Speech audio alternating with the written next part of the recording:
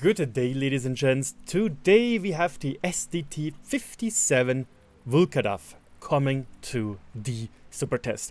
And for any Czech viewer, I'm very sorry if I'm butchering the name horrendously.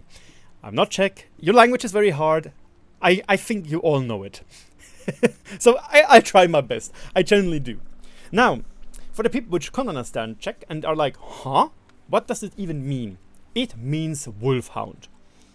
And this name already rings a little bit of a bell because it reminds me of the Windhund.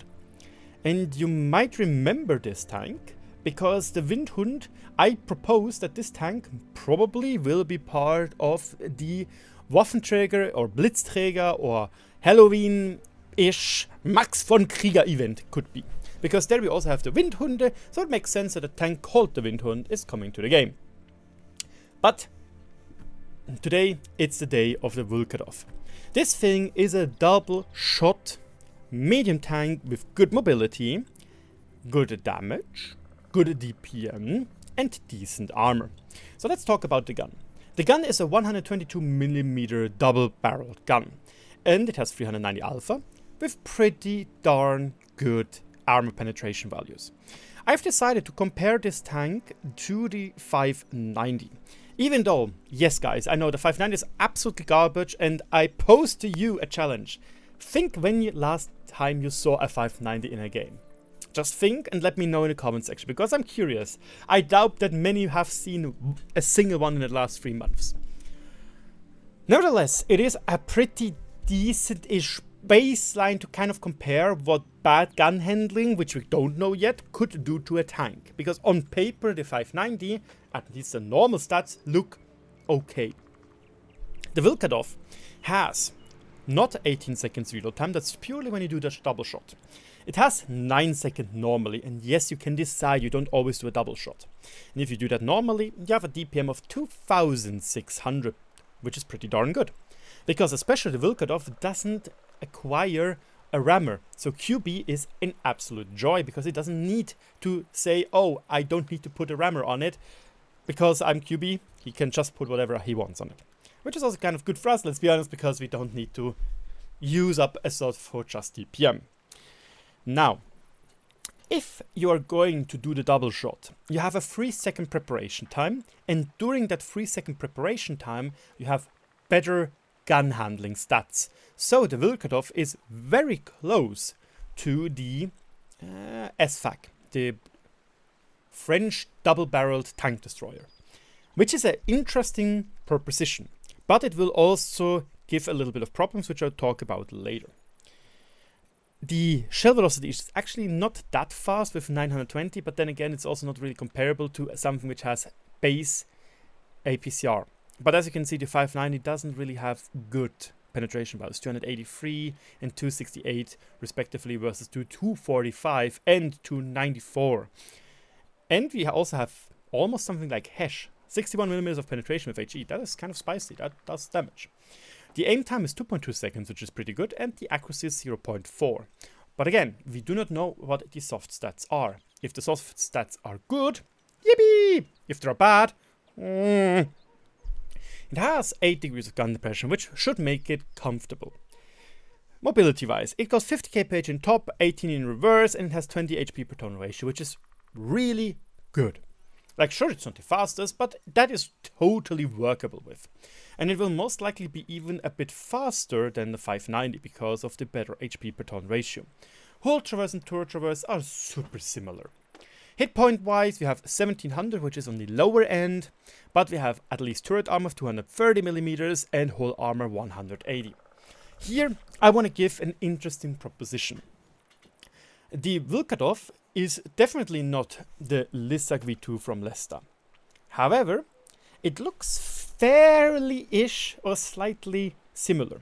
So I don't know, obviously, when Leicester and Wargaming did the split, what exactly has been taken and what has been continued in development or not.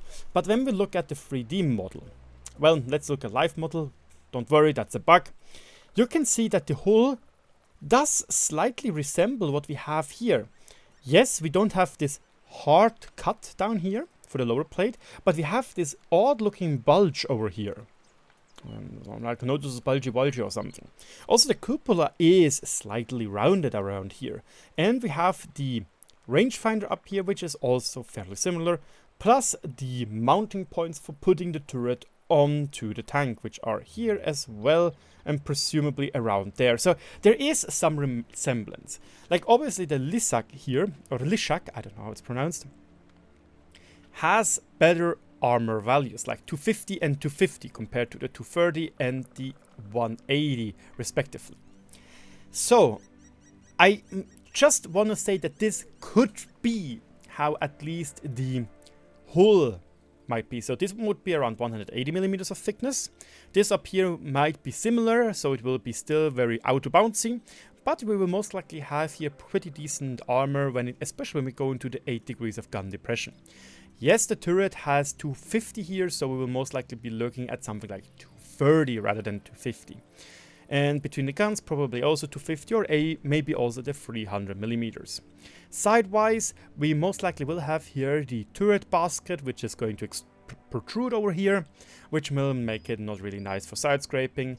And we will most likely have 60 millimeters of side armor compared to the 100 millimeter of the Lishak over here. But again, this is purely speculation and a total assumption. In any case, the Vlkodav on paper looks fairly interesting. Like, it does look fun.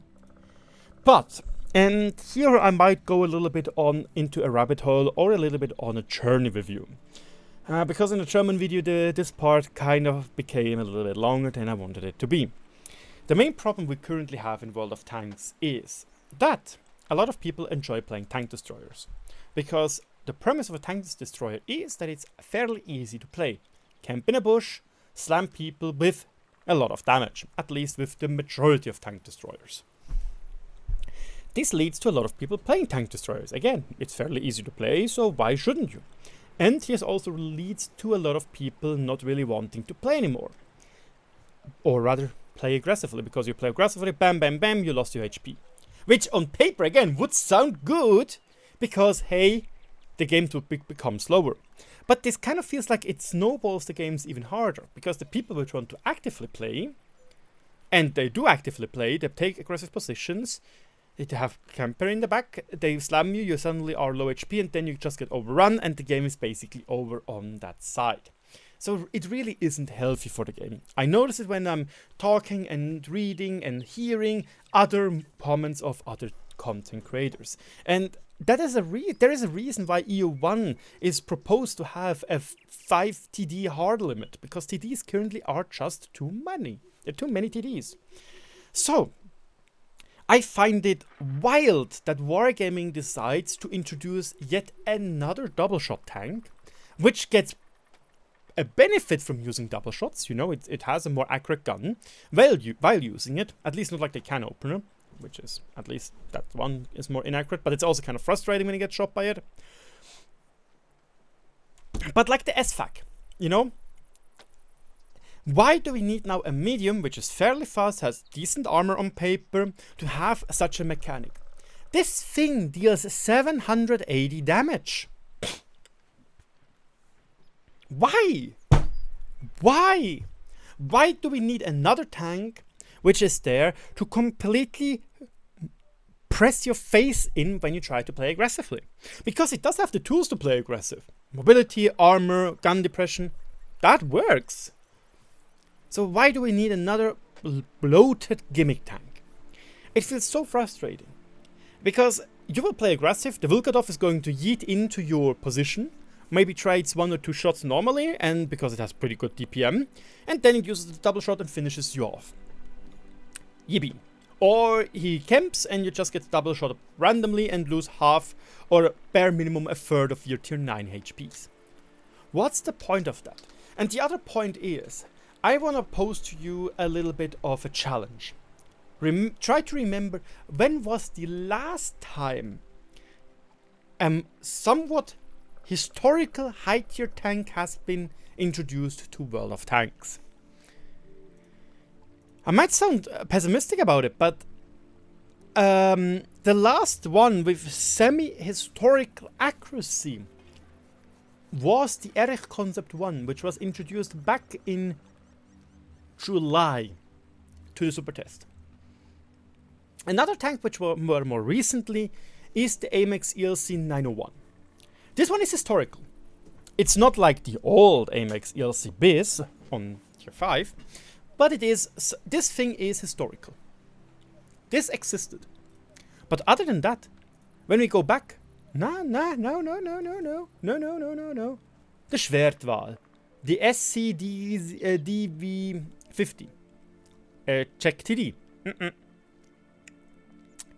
Windhund, the Yasan, the E65 Zwilling. Nah, bro, nah. Just no. The new tanks for the Asterix and Obelix collaboration. Nuh-uh. We didn't have any real tanks which generally existed in the game or in real life. Okay, maybe the VCS 6x6 TS90, maybe, which is a French light tank wheelie boy on tier 9. But this was introduced back in November. Okay, 2024. So maybe I'm a little bit of pessimistic here. But my point is, why exactly does Wargaming introduce constant paper napkin drawings which were unhistorical, randomly pulled out of somebody's napkin math arses, when Wargaming could introduce, like, and I know this is a mega copium, a Swiss tech tree. Like, there has been a substantial Swiss tech tree which has showcased, hey, there are tanks even in higher tiers which would work. This was introduced as a proper page on the World of Tanks website back in 2020. And it is a fairly interesting, like, it even has artillery, I know, oh! And of course there are tanks which did not exist, but there are also tanks which did exist, like for example the Piranha RS. It is debatable if this vehicle would even work in World of Tanks because it technically has a smooth bore gun, but we also have something like the Typhoon, which would be a Swedish, well, he calls it a Jagdpanzer 4 on steroids, or a Swiss Stridswagen 103, you know? And we also would have our own medium tanks, which might just not, they might not have a lot of gimmicks or something, but at least they would have existed. Like, bare minimum, there would be around 50% of the Swiss tanks. They would have existed. But nope. Let's introduce another set of completely wild imaginary tanks. God, that's frustrating. Why not make a combined European tree with tanks from other countries? You know, like, there's still a Cuirassier.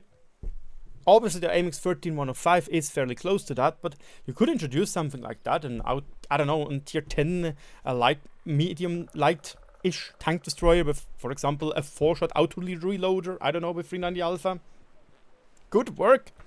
But, nope, we constantly get gimmicks over gimmicks over gimmicks with napkin tanks. That's frustrating. Like, genuinely, this really pisses me off a little bit. And I'm sorry that I had to rant about this, but I had to let loose a little bit. I had to get this out of my system because holy moly, why? So let me know in the comment section below what you think about this predicament. Am I right? Am I overreacting at the moment? Let me know in the comment section below. My name is RagingRaptor and thank you so much for watching.